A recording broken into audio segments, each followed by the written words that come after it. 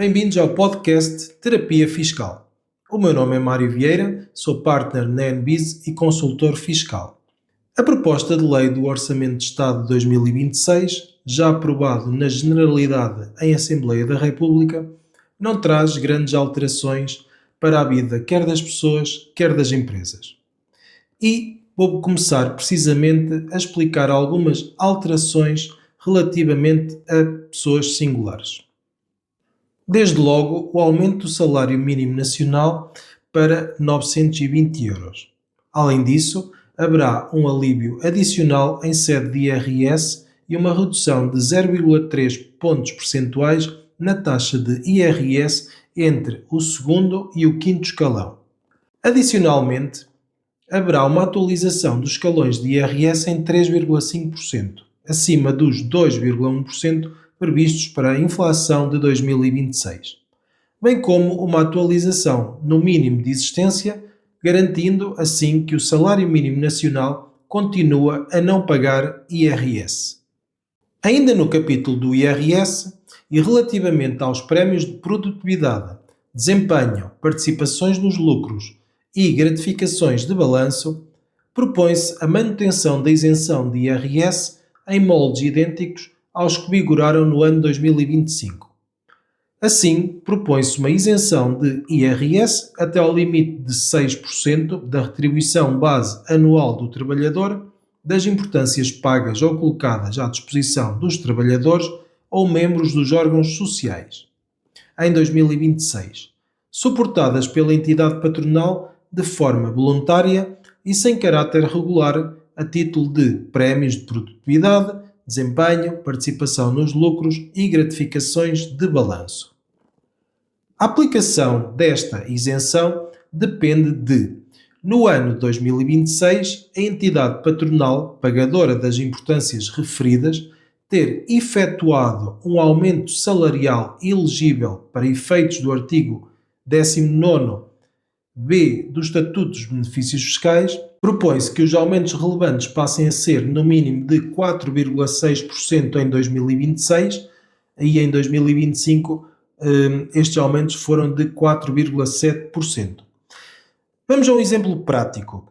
Se em 2026 uma empresa decidir atribuir uma gratificação de balanço de valor até 1.500 euros a um funcionário que tem um salário anual de 25.000 euros, essa gratificação será totalmente isenta de IRS. Isto porque os 1.500 euros estão dentro do limite dos 6%. Se a gratificação for superior, apenas o excedente ficará sujeito a IRS às taxas gerais. Relativamente a pensões, o complemento solidário para idosos irá subir 40 euros em 2026 e passa para 670 euros. Adicionalmente, será avaliada a possibilidade de um suplemento extraordinário aos pensionistas e este aumento será acompanhado da atualização das pensões e complementos e de outras prestações sociais. Estas medidas resultam num investimento total de 700 milhões de euros. E o que muda no campo da habitação? Estão a ser tomadas uma série de medidas, desde a disponibilização e construção de dezenas de milhares de casas com financiamento público até à alienação de imóveis do Estado para fins habitacionais.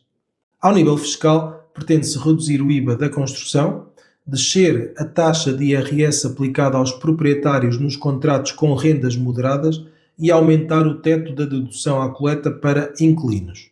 Relativamente ao IMT, Imposto de Selo na compra de habitação própria e permanente, a isenção destes impostos aplica-se a jovens até aos 35 anos, inclusive à data da escritura da compra da habitação, e que, no ano da aquisição, não sejam considerados dependentes para efeitos de IRS, mesmo que até à data da compra da casa ainda residam com os pais. Também não podem ser proprietários nem ter sido proprietários de qualquer habitação à data da compra desta casa ou em qualquer momento dos 3 anos anteriores. Esta medida aplica-se a todos os jovens que reúnam os requisitos independentemente da sua nacionalidade. Que casas estão abrangidas por esta isenção? A isenção total do IMT e do Imposto de Selo é atribuída apenas a imóveis com custo de aquisição até 330.539 euros. Este valor é o valor para 2026, que tem uma atualização de 2% face a 2025. Além disso, apenas as casas adquiridas para primeira habitação própria e permanente de jovens até 35 anos, podem ser abrangidas por esta isenção de IMT e de imposto de selo. Ainda que o jovem já tenha sido em algum momento da sua vida proprietário de algum imóvel, só terá direito a este benefício se já tiver deixado de ser proprietário há mais de 3 anos. Excluídas deste apoio estão ainda as casas compradas que não sejam usadas como habitação própria e permanente. E da habitação passamos para os veículos. Nota importante relativamente à alteração do pagamento do IUC, Imposto Único de Circulação. A partir de 2026, este imposto será centralizado no mês de fevereiro, independentemente da data da matrícula do veículo. Para veículos cujo valor a pagar de IUC seja superior a 100 euros, vai existir a possibilidade de pagar em 2 prestações o IUC. A primeira prestação até final do mês de fevereiro, a segunda prestação até ao final do mês de outubro. Ainda em 2026, os veículos 100% elétricos em Portugal continuarão a beneficiar da isenção total do IUC, como incentivo à mobilidade sustentável. Esta medida manter-se-á em vigor alinhada com as políticas ambientais do país. Para os veículos híbridos plug-in, continuam a beneficiar de uma redução de 75% no valor do IUC. Passo agora a enumerar algumas alterações para o mundo empresarial. Desde logo a descida da taxa de IRC para 19% e para 15% para as PMEs nos primeiros 50 mil euros de matéria coletável.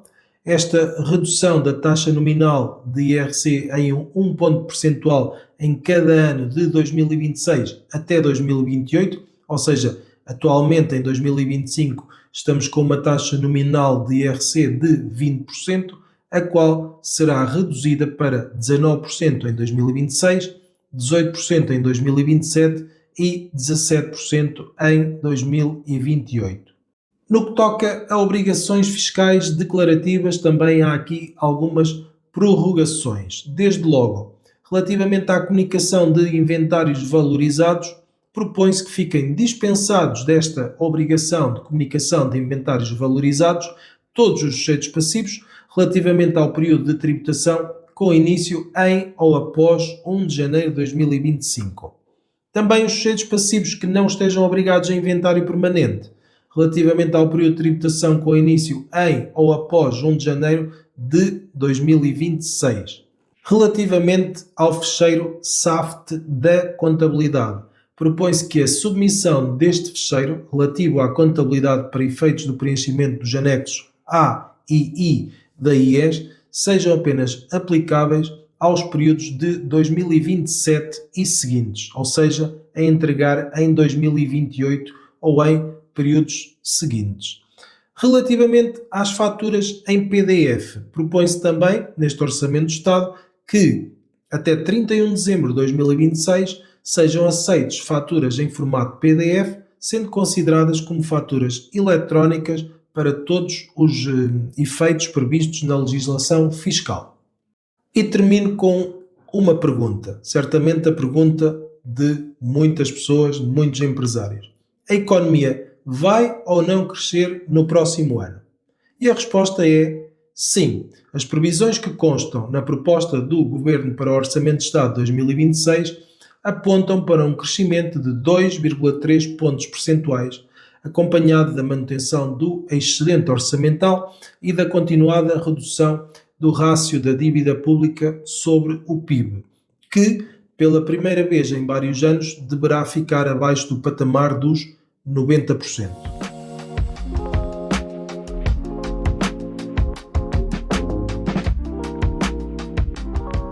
Muito obrigado por estar desse lado e, para terminar, quero deixar uma sugestão a si que é empresário e me está a ouvir.